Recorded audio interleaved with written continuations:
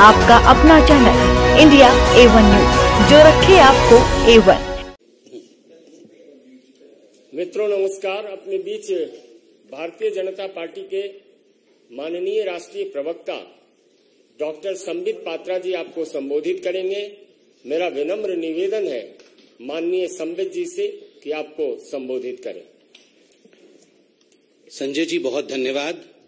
यहाँ मौजूद सभी पत्रकार वृंदों को बहुत बहुत अभिनंदन और बहुत धन्यवाद। एक बहुत ही गंभीर विषय को लेकर भारतीय जनता पार्टी ने आज ये प्रेस कॉन्फ्रेंस बुलाया है और आप सभी जानते हैं गुजरात दंगे 2002 में जिस प्रकार से तत्कालीन मुख्यमंत्री गुजरात के और वर्तमान के हमारे प्रधानमंत्री माननीय मोदी जी को अपमानित और उन्हें बदनाम करने की चेष्टा उस समय की political party, ruling political party Congress ने जिस प्रकार का षड्यंत्र रच के किया था, समय के साथ धीरे धीरे परत दर परत सच्चाई सामने आ रही है। आप सबको अवगत है कि चंद हफ्तों पहले सुप्रीम कोर्ट में जब यह केस कॉन्क्लूड किया था तो सुप्रीम कोर्ट ने कुछ सख्त टिप्पणी की थी। केवल टू रिफ्रेश द मेमोरी, आपके याददाश्त को ताजा करने के लिए वो 2 लाइन सुप्रीम कोर्ट से मैं पढ़ना चाहता हूं, क्योंकि आज जो प्रेस कॉन्फ्रेंस है इसी संदर्भ में है। सुप्रीम कोर्ट ने कहा था क्लीन चिट देते हुए नरेंद्र मोदी जी को कि the proceedings have been pursued for the last 16 years to keep the pot boiling obviously for ulterior design. All those involved in such abuse of process need to be in the dock and proceeded with in accordance with the law. कुछ ऐसे लोग थे जो जानबूझ के अपने ulterior design, अपने षड्यंत्र के कारण, अपने मकसद के कारण पॉट बॉइलिंग अर्थात इस पूरे विषय को जीवित रखने का काम कर रहे थे और अतथ्य प्रस्तुत कर रहे थे। अब समय आ गया है, ये सुप्रीम कोर्ट ने कहा था कि इन लोगों के ऊपर भी कानून का सिकंजा कसे और इन लोगों को भी जुडिशियल ट्रायल फेस करना पड़े। यह सुप्रीम कोर्ट की सख्त टिप्पणी थी और मीडिया ने रिपोर्ट किया था। इसके पश्चात कुछ लोगों की गिरफ्तारी हुई। Teesta Setalvad, B Sreekumar, IPS officer Sanjiv Bhatt, कुछ लोग गिरफ्तार हुए। उनके ऊपर एक एसआईटी बैठाया गया था। आज सुबह से मीडिया रिपोर्ट के माध्यम से देश देख रही है कि ये जो एसआईटी है, एसआईटी ने अपने एफिडेविट को कोर्ट में सबमिट किया है। एफिडेविट ने अपने जांच को कंक्लूड करके ये जो रिपोर्ट रखा है, बहुत सारे सत्य को ये सामने लाती है। It reveals shocking truth, shocking facts have come to the fore after the SIT report in front of the court. बहुत स्पष्ट रूप से यह एफिडेविट कहती है कि तीस्ता सितलवाड़ और उनके साथी, उनके सहयोगी जो काम कर रहे थे, वो मानवता के लिए काम नहीं कर रहे थे। वो एक पॉलिटिकल डिजाइन के साथ, एक पॉलिटिकल ऑब्जेक्टिव के साथ, एक राजनैतिक मंसूबे के साथ काम कर रहे थे। और उनका मंसूबा क्या था? उनका 2 टूक मंसूबा था। They had 2 objectives. ये 2 पॉलिटिकल ऑब्जेक्टिव्स क्या थे? प्रथम पॉलिटिकल ऑब्जेक्टिव था dismissal and destabilization of the publicly elected Gujarat government। उस समय जो राज्य की सरकार थी गुजरात में, किस प्रकार से उसे बर्खास्त किया जाए और उसे अस्थिर बनाया जाए, यह प्रथम राजनीतिक मनसा, यह प्रथम पॉलिटिकल ऑब्जेक्टिव तीस्ता सितलवाड़ और उनके मित्रों का था, उनके साथियों का था। और जो दूसरा मनसा था, the second political objective was to frame innocent people in Gujarat riot 2002, जिसमें आदरणीय प्रधानमंत्री नरेंद्र मोदी जी का नाम भी शामिल है। किस प्रकार से नरेंद्र मोदी जी के नाम को शामिल किया जाए, किस प्रकार से उन्हें अपमानित किया जाए, उनको किस प्रकार से पदच्युत किया जाए, किस प्रकार से उन्हें परेशान किया जाए, ताकि भविष्य का एक लीडर जो भारतीय जनता पार्टी को आगे लेने की क्षमता जिसमें है, उसे रोका जा सके। इस मनसा के साथ तीस्ता और उनके साथी काम कर रहे थे। ये जो पॉलिटिकल ऑब्जेक्टिव था, इसका खुलासा एफिडेविट में हुआ है। एफिडेविट ने स्पष्ट रूप से कहा है कि ये जो कॉन्स्पिरेसी, ये जो षड्यंत्र है, this conspiracy was to malign the image of Gujarat.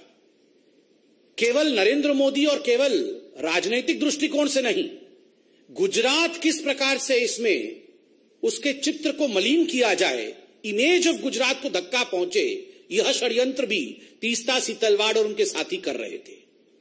और दुख का विषय है, जो हम कह रहे थे, जो हम सोच रहे थे, जिस पर डिबेट और डिस्कशंस होते थे, आज एफिडेविट में वो हकीकत सामने आया है कि षड्यंत्र तो हुआ, षड्यंत्र के रचयिता कौन थे? Who were the ones who were driving these conspiracies?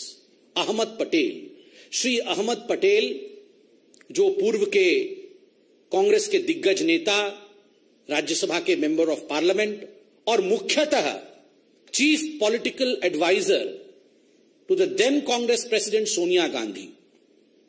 मैं आज इस मंच से अहमद पटेल जी की शांति की कामना करता हूं। वो आज हमारे बीच में नहीं है और भारतीय जनता पार्टी संवेदनशीलता में विश्वास रखती है। अहमद पटेल तो मात्र एक नाम है, he is just a name. The driving force behind Ahmed Patel was his boss Sonia Gandhi. Ahmed Patel तो मात्र एक नाम है, काम तो सोनिया जी का था। नाम अहमद पटेल, काम सोनिया जी, इसलिए अपने मुख्य राजनीतिक सचेतक, अपने मुख्य पॉलिटिकल एडवाइजर अहमद पटेल के माध्यम से सोनिया जी ने गुजरात के छवि को धूमिल करने की चेष्टा की। अहमद पटेल जी के माध्यम से सोनिया जी ने नरेंद्र मोदी जी को घेरने की चेष्टा की, उन्हें अपमानित और उन्हें किस प्रकार से निष्कासित किया जाए, इसकी चेष्टा की। और ये पूरे षड्यंत्र की रचयिता सोनिया गांधी है। और आगे बड़े स्पष्ट शब्दों में यह एफिडेविट कहती है, मीडिया से हमने एफिडेविट डाउनलोड किया है क्योंकि मीडिया एफिडेविट चला रही है। And I would like to quote from the affidavit, and I quote, the applicant Setalvad held a meeting with Ahmed Patel and received ₹5 lakh at the first instance, where the money was given to her by one of the witnesses on the instructions of Patel. 2 days later, they met at the circuit house at Shahibabad in Ahmedabad, where she received ₹25 lakh more from Patel. This amount was not for relief work, as relief activity was carried out by Gujarat Relief Committee. There were many other political leaders in the meeting. पैसे दिए गए और जो पहला किस्त गया है, वो पहला किस्त 5 + 25 अर्थात 30 लाख का पहला किस्त सोनिया गांधी जी ने तीस्ता सीतलवाड़ को दिया। अहमद पटेल जी हमारे बीच में नहीं है, अहमद पटेल जी ने तो केवल डिलीवर किया, दिया सोनिया जी ने अपनी तिजोरी से, डिलीवरी की अहमद पटेल जी ने और लिया तीस्ता सीतलवाड़ ने। और याद रखिए, ये 30 लाख उस जमाने में केवल पहला किस्त था। This was just the first instalment. इसके आगे न जाने कितने करोड़ों रुपए सोनिया गांधी जी ने नरेंद्र मोदी जी को अपमानित और बदनाम करने के लिए, झूठे षड्यंत्र में फंसाने के लिए, बीजेपी को नीचे गिराने के लिए, बीजेपी कैसे आगे ना बढ़े, इस चेष्टा में और केवल बीजेपी और मोदी को पीछे रख करके राहुल गांधी को प्रमोट करने के लिए तीस्ता सीतलवाड़ का इस्तेमाल इस पैसे से सोनिया गांधी जी ने किया। और एक बड़ी बात जो एफिडेविट कहती है, this money was not for relief work. ये पैसा कोई रिलीफ वर्क के लिए नहीं था, किसी गरीब के लिए नहीं था, किसी दुखियारी के लिए नहीं था। ये पैसा उनके पर्सनल यूज के लिए था, क्योंकि गुजरात रिलीफ कमेटी बनी हुई थी। जो भी पैसा रिलीफ वर्क के लिए जाता था वो इस कमेटी में जाता था। और दूसरे पॉलिटिकल लीडर्स के साथ भी मीटिंग हुई। सबसे बड़ी बात है, यह एफिडेविट कहती है 4 महीने बाद पुनः एक क्लैंडेस्टीन, कोट अनकोट क्लैंडेस्टीन माने चोरी चोरी चुपके चुपके, चोरी चोरी चुपके चुपके रात के अंधेरे में ये सारे षड्यंत्रकारी, कौन? तीस्ता सीतलवाड़, संजीव भट्ट, श्री कुमार, ये कहां मिले? ये अहमद पटेल जी के घर में मिलते हैं और उसके बाद कांग्रेस के बड़े बड़े दिग्गज नेताओं के साथ मिलते हैं। What was the purpose? The only purpose was to destabilize and dismiss the Gujarat government and to defame the then CM of Gujarat, Narendra Modi ji. एक ही मकसद था, उसको लेकर इनकी मीटिंग होती है।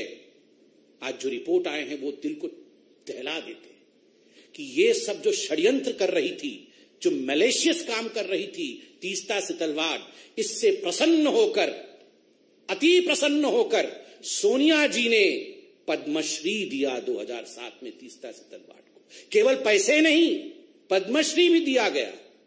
और ये पद्मश्री देने का काम तो अहमद पटेल जी नहीं, ये तो सोनिया गांधी जी खुद कर रही थी, चयन तो वही करती थी। और याद रखिए, ये तीस्ता सितलवाड़ सोनिया गांधी जी के किचन कैबिनेट अर्थात एनएसी, नेशनल एडवाइजरी काउंसिल की मेंबर थी। Teesta Setalvad was one of the coveted members, a revered member of the National Advisory Committee of Sonia Gandhi, which was a non-constitutional body, and she worked according to the advices of Teesta Setalvad. बंधुगण, आज अखबारों में यह भी छपा है कि तीस्ता सितलवाड़ राज्यसभा की सीट चाहती थी, राज्यसभा का नॉमिनेशन चाहती थी। ये तो हम सरकार में आ गए, वरना आज तीस्ता सितलवाड़ हो सकता है गृह मंत्री होती, हो सकता है आज एक बहुत बड़े पद पे होती। किस प्रकार से ये सरकार पहले चल रही थी। और अंत में ये एफिडेविट कहती है, miss appropriation of funds for personal use, personal use के लिए मिस अप्रोप्रिएट किया फंड। और ये जो फंड मिस अप्रोप्रिएट किया, इसका एक एफआईआर हुआ था, फिरोज खान पठान ने किया था गुलबर्ग सोसाइटी के। गुलबर्ग सोसाइटी के खुद फिरोज खान पठान ने किया था कि पैसा तो हमारे नाम पे इकट्ठा किया, म्यूजियम बनाएंगे ऐसा कहा, किंतु ये सारे पैसे आपने खर्च किए अपने ऊपर। और मैं आज एक मोटा सा दस्तावेज लेके आया हूं। ये जो दस्तावेज है, ये बीजेपी का दस्तावेज नहीं, ये हाई कोर्ट ऑफ गुजरात का जजमेंट है। आप सोचिए जरा, सुनिए जरा, मैं पढ़ता हूं। द डाटा रिसीव्ड, मैं आपको एक एक करके पढ़ के सुनाता हूं कोर्ट के ऑब्जर्वेशन क्या था। Money which was meant for the poor and the needy have been misappropriated by the applicants for their own materialistic pleasure and comfort. Huge amount has been used for the purchase of items like wine, shoes, holiday resorts, air tickets etcetera. Wine और shoes, holiday resorts, ये है तीस्ता सितलवाड़ की हकीकत।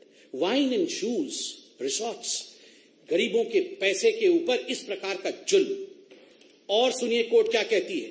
The statement of the 13 witnesses recorded till date clearly indicate that not a single rupee is received by them, them means जिन्होंने case किया है, by them towards financial aid or rehabilitation or construction of museum.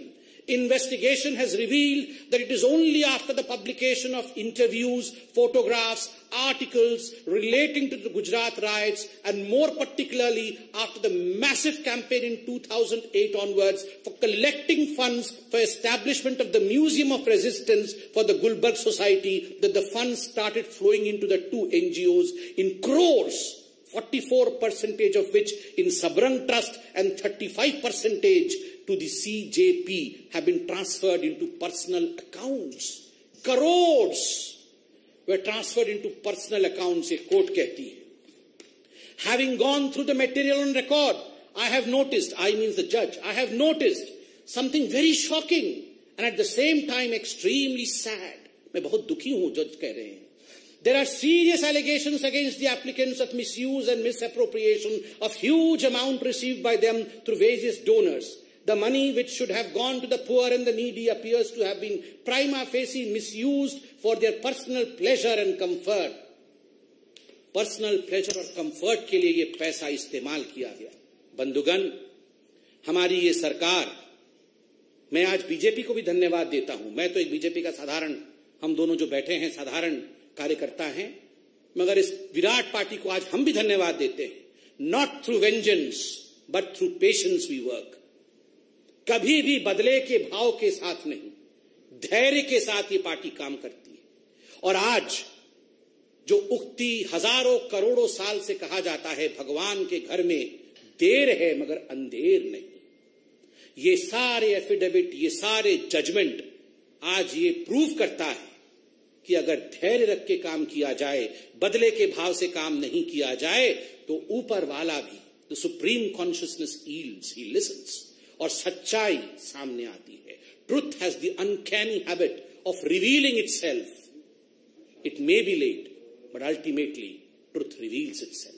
And the truth is, the driving force behind the conspiracy was Sonia Gandhi.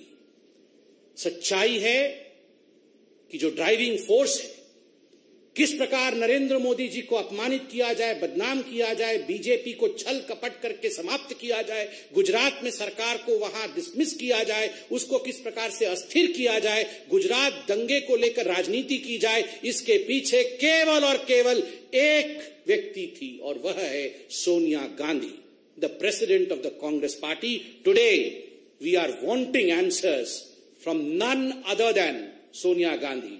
No Jairam Ramesh would suffice in answering this. Jairam Ramesh ji को एक कागज release कर देंगे और इनके कागजों की हकीकत तो हम 3 दिन से देख रहे हैं. ये हामिद अंसारी जी के लिए 3-3 लाइन के कागज रिलीज करते हैं और हर दिन शाम को आप मीडिया वाले जो चतुर्थ स्तंभ हैं वो आप इनके कागज की धज्जियां उड़ा देते हैं, हकीकत सामने ले आते हैं, फोटो दिखा देते हैं, हकीकत दिखा देते हैं. तो आज भी केवल कागज से काम नहीं चलेगा जयराम रमेश जी. With a clear conscience, we beseech Sonia Gandhi ji to come and hold a press conference and address the nation as to why she was conspiring against Narendra Modi. Thank you so much. Republic TV. Sir, what do you say on this news just spoke about Jairam Ramesh? He has come out and said he has said that all these allegations are mischievous and well-factured. See, as far as Jairam Ramesh is concerned, I have observed that the day he became the media head of the communication head of Congress party, ये पहले से ही एक ऐसा document बना के रखे हुए होते हैं. ये हर दिन के हिसाब से डॉक्यूमेंट बना के रखे होते हैं कि this is malicious, this is mischievous, we have nothing to do, और केवल उसमें डेट चेंज कर करके रिलीज करते हैं. हमने प्रेस कॉन्फ्रेंस नहीं किया, एफिडेविट अभी जयराम रमेश जी ने पूरा पढ़ा नहीं और सुबह 6 बजे रिलीज कर दिया कि मिस्चीवियस है. अरे अभी तो प्रेस कॉन्फ्रेंस हुआ है, सारे डॉक्यूमेंट तो हमने अभी दिखाए हैं. जयराम रमेश जी, आपसे नहीं हो पाएगा, सोनिया जी को कहिए. Sonia ji was the driving force. We do not want a Jairam Ramesh to answer with a piece of paper, we want Sonia ji to answer. Times Now Navbharat Ravikant राय.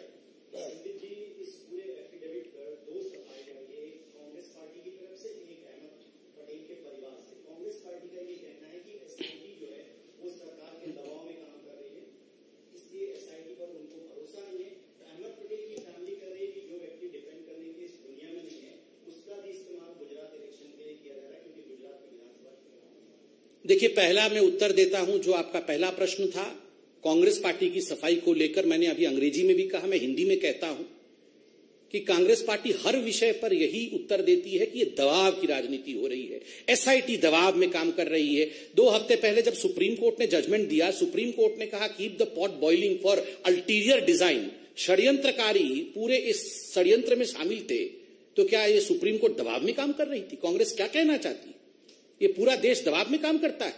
कोई दबाव में काम नहीं करता है. आज सोनिया जी और कांग्रेस पार्टी दबाव में है क्योंकि आज वो धरे गए हैं, आज वो पकड़े गए हैं और आज उनको उत्तर देना पड़ेगा.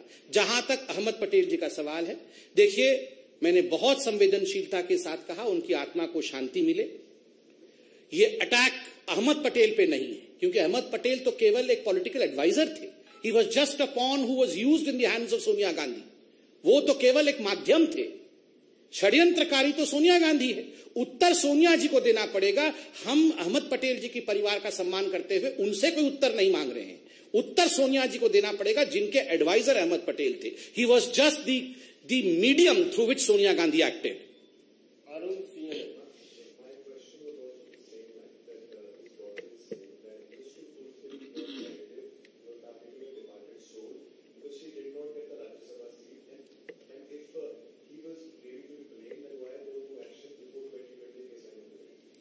See, I have answered the 2 parts to it. As far as the last part is concerned, why no action against people?